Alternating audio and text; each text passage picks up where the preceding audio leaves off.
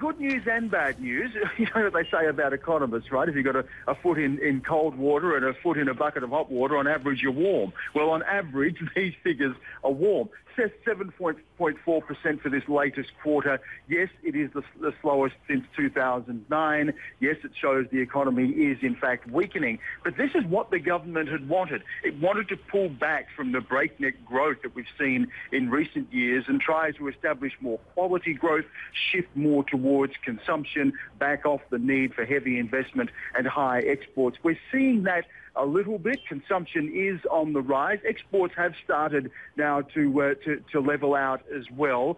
There's a feeling amongst economists that we've seen the worst of this. This may be a bottom, and we may start to see things stabilise from here. Now, 7.4% for this quarter, as you say, is down from 7.6% for the last. It's tracking about 7.7% growth for the year overall. And, you know, while that's a relatively bad number for China, it certainly far exceeds anything else we're seeing in any major economies of the rest of the world. Europe and the United States would love to have this problem of 7.7% growth. But yes, it is a weaker number, but the feeling is that we're seeing a levelling out here and that China may be avoiding the hard landing that many had forecast and moving more towards a gradual slowdown with higher quality growth spread much more widely across the various sectors of the economy here, Rosemary. So, Stan, that seems to explain why we're not seeing very much panic in the markets. Let's just bring those numbers up and we can look at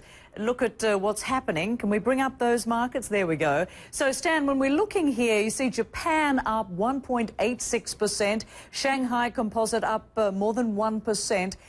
There is no panic there, so presumably they're all feeling the same way about these numbers as China is.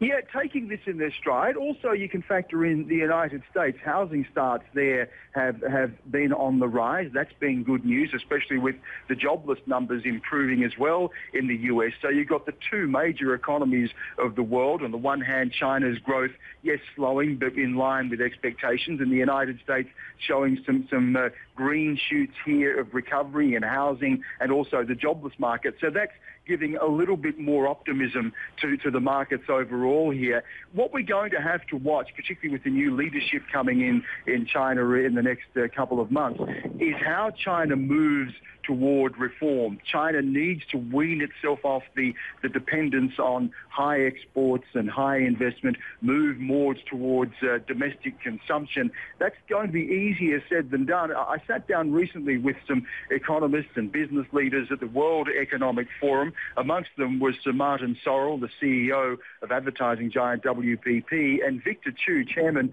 of First Eastern Investment. This is what they had to say about China's switch towards more consumption and the outlook overall for the Chinese economy.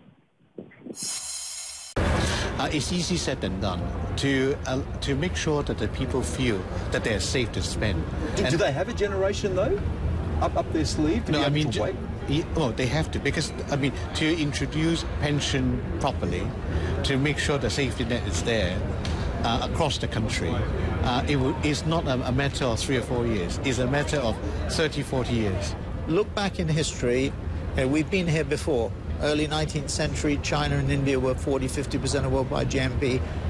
They're going to be again in pretty short order. The only question is when. So some optimism there. Yes, China is emerging as potentially the biggest economy in the world. It still has some work to do to be able to convince its people that it is able to spend and not save. That's what China needs to do as it tries to restructure its economy.